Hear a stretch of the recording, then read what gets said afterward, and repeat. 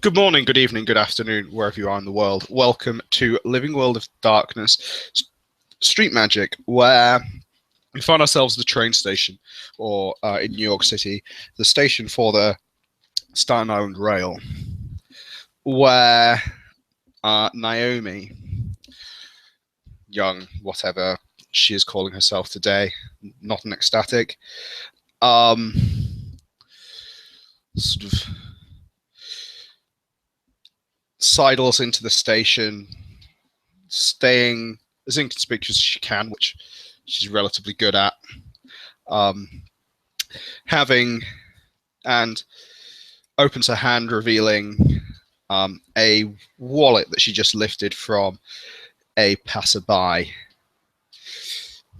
Opens it up. It's got about $30 in it, plus change. She wipes it off on her sleeve to get rid of any fingerprints and chucks it into the corner. In an area where cameras can't see. And heads over to the coffee shop on the station.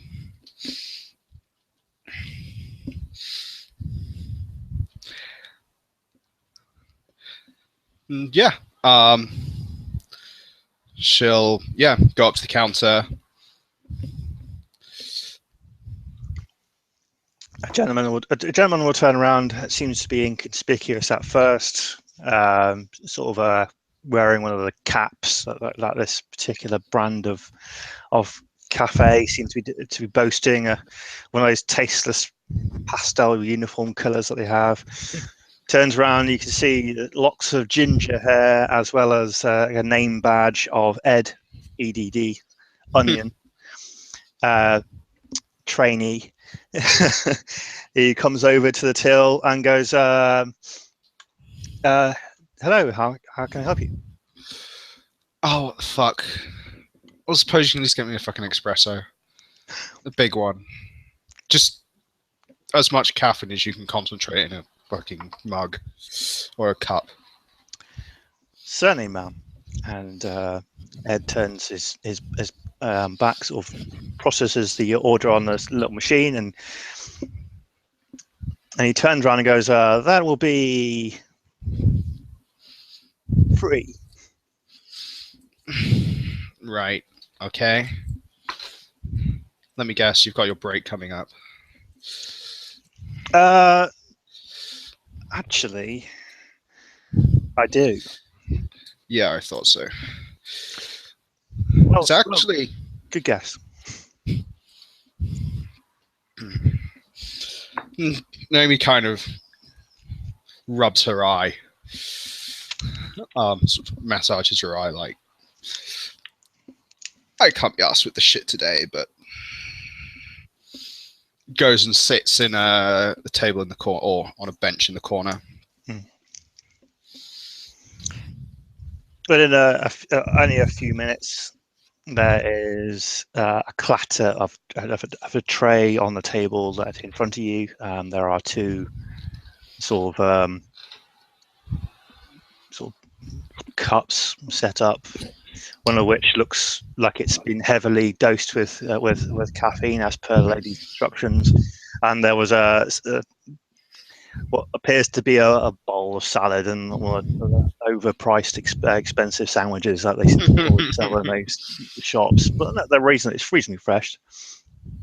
Cap comes off, and Edwin Abenian sitting in front of you, wearing the stupid uniform of this Happy Train Coffee Company or whatever. Yeah, that's right.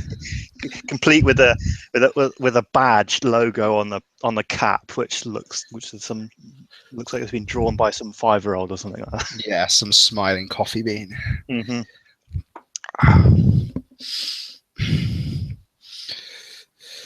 I was about to ask a stupid fucking question, but I suppose it's not really you who works in these places, is it? Or you're not really here? He looks at himself. Yes, I'm really here. You know what I fucking mean. whatever. Yeah, I know what you mean. You're right. Yeah, I am not really here, but I am. Right. How many coffee shops do you fucking work at? Well, I don't really work at them. I kind of turn up and everybody seems to know me. And, yeah, that's how it is. I'm like a transfer. I'm a migrant. I'm a coffee shop working migrant, I guess. Right. Whatever you want to fucking do with your time. How did you let it happen? How did I let what happen? Ginger.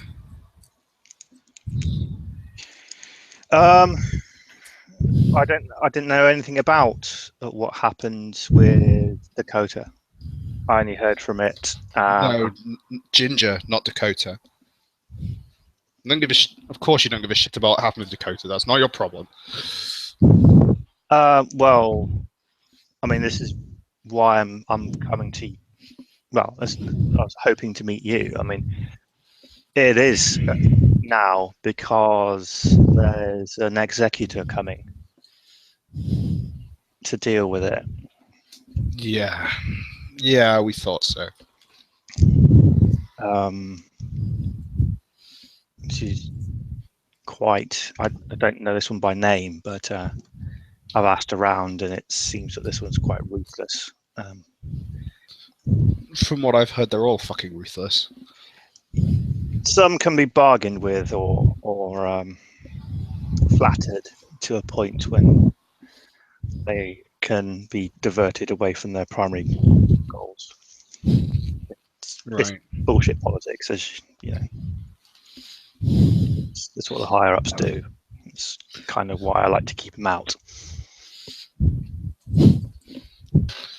You're not one of the higher ups. No, not at all. Right. Things that I may have done in the past, I certainly don't want to do now. Yeah, and it's much better for us to stay in our own little city without having to be interfered with by people that have absolutely no idea what we do here, what the topography is like. Anyway, yeah. So, how could it happen? I really didn't see that coming. Don't know what kind of fight she got into. She ended up in the fucking hospital, and then she ended up in a fucking mental institution on my fucking. Well. Edwin leans forward. The din of the coffee and the trains seem to sort of melt away into a very almost close silence. Say that? Sorry. She got into. I think she got into a fight of something. I'm not quite sure. Then she went unconscious. She was excited, and then she was in pain, and then she was unconscious. It's normally what happens when she gets in a fight. And normally one of the more fucked up ones, probably like, I don't fucking know. But anyway. Then she went to the hospital. Tracked to the hospital.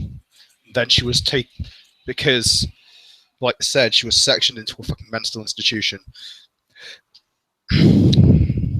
A fortified mental institution where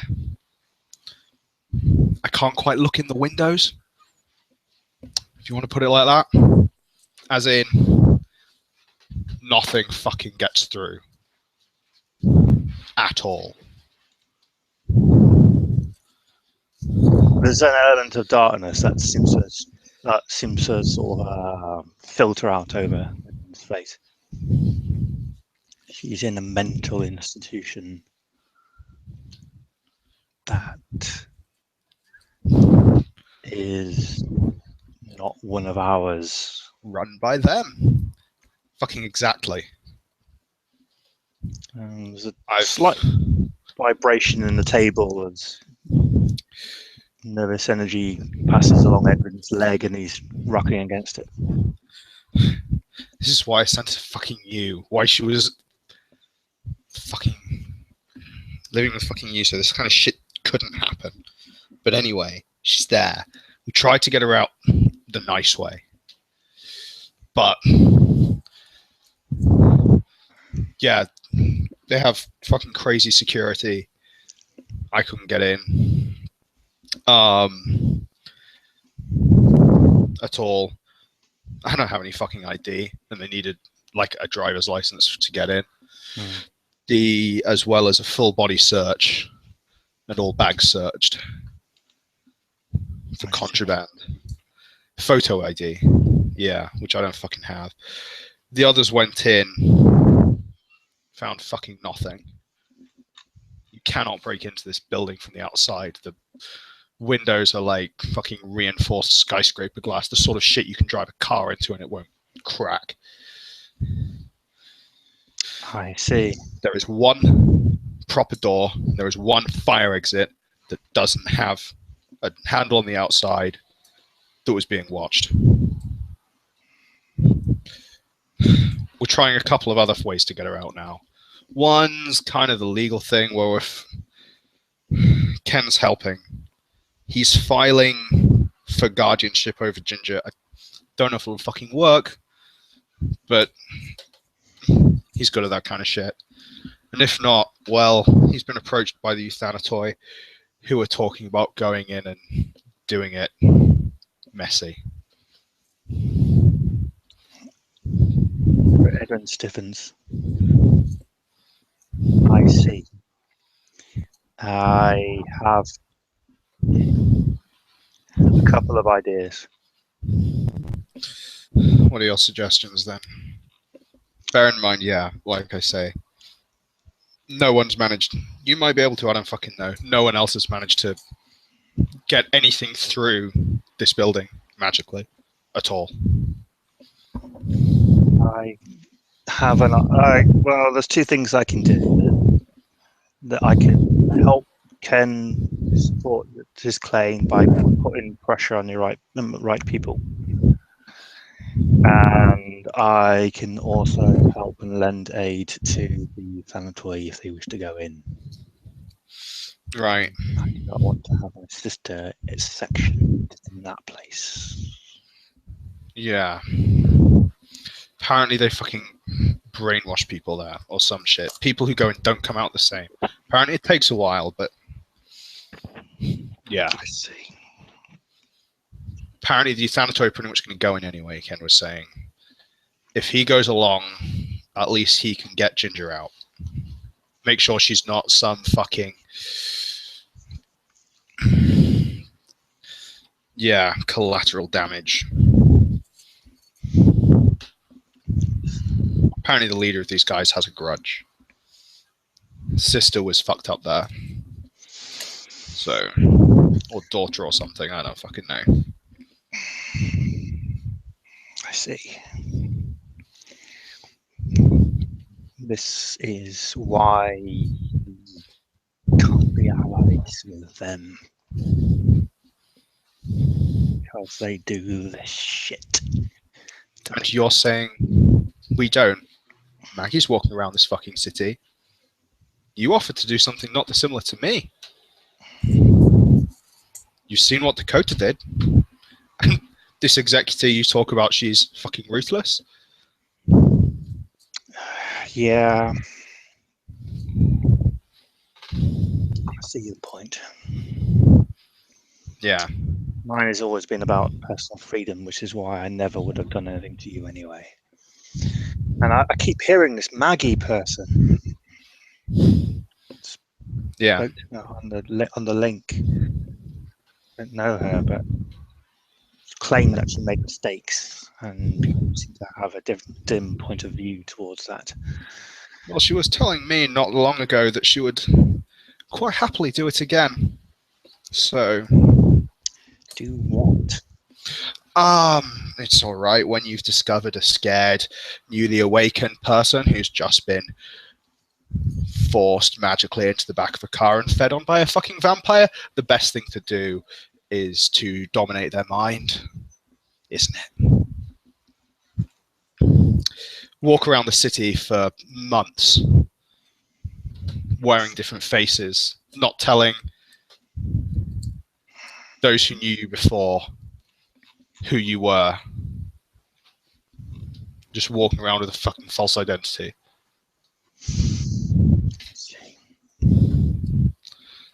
So yeah, that's Maggie. Using magic to force people to do things they don't like against their will is not on. Forced Ken to walk into traffic. Why? Apparently, I don't fucking know. I see. She's a fucking monster. Anyway, She's- there are things that will be done about that. When do you have? When does this Ken have an idea about when he wants to go in? I don't exactly know. I think it's after the court date. He's got a court date at some point later this week or next week. I see. Try not to ask him questions about that side of shit. Do I contacting him? He's got a phone number. Got a piece of paper or something.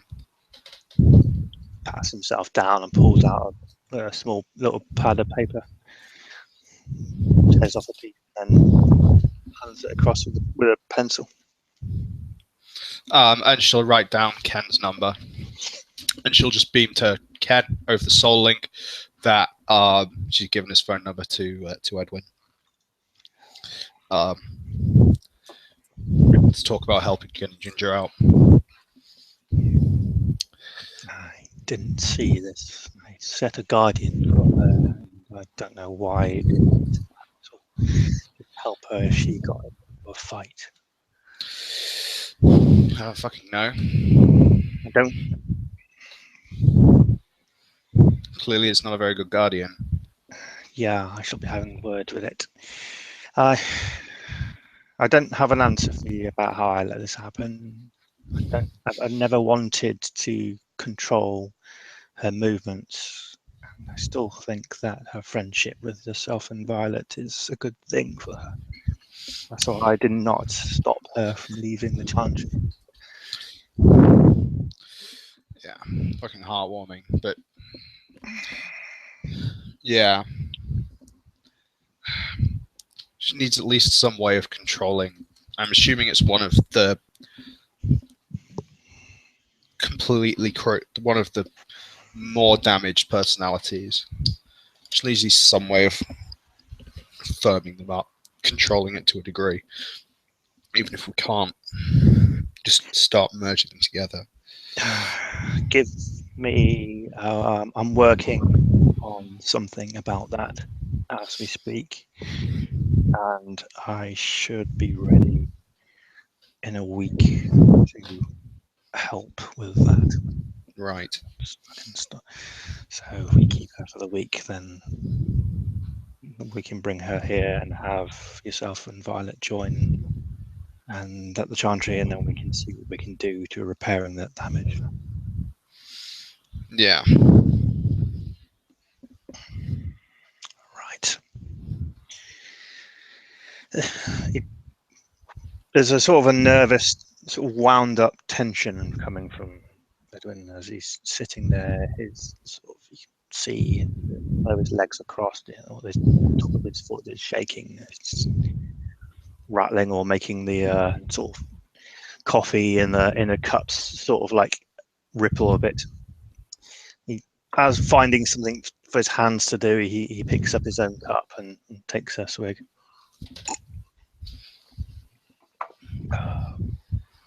Okay. I'll contact Ken when I have some support for him. Right. Are you going in to help her as well? I know.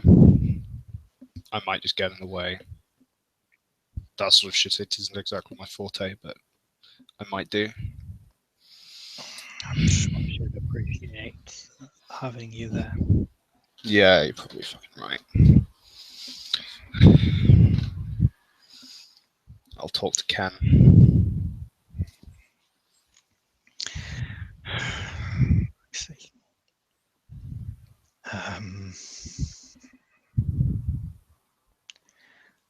I got things to arrange, I think.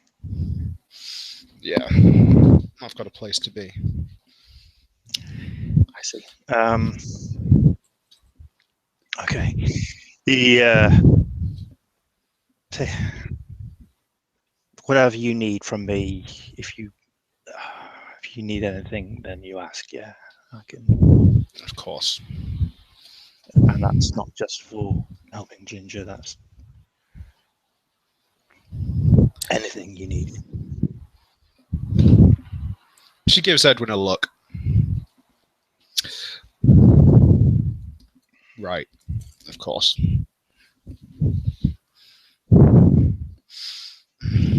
Flicker of confusion, a moment. It's where Edwin's assessing his words and thinks that maybe what he said was off base in terms of how it was interpreted, but Yeah. there's nothing. That's the sound of the trains and the people speaking in the cafe start to sort of back into the environment. Yeah. So, hopefully, what I'm doing, Violet, myself, and hopefully Ginger as well. She wants. We'll have a place in Staten Island. Good. Just need to make sure that no one else is using it right now.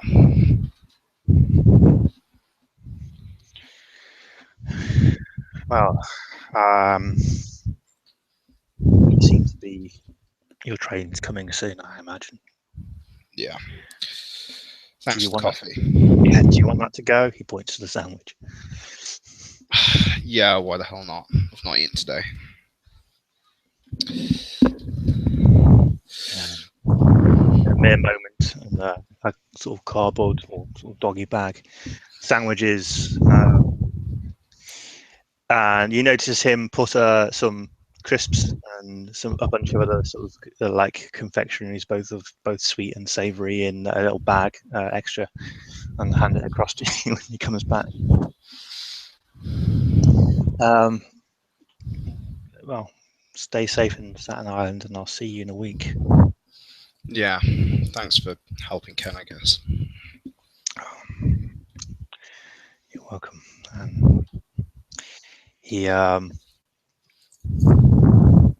He puts his chair in, picks up his drink, waits to see if you stand up as well, and then sort of will go and offer you the door. Yeah. Naomi will stand up and walk over to the platform, waiting for the train. Door will close. Everyone will stand there for a long time, opening and closing doors for guests and sort of welcoming them in his accent. But he's not paying attention too much heed to it, or he's all going through the motions of sort of being nice. It's almost like he works at Walmart. As he's keeping careful eye, processing what's just happened, he goes back to his duties. Okay. And with that, we will end our scene.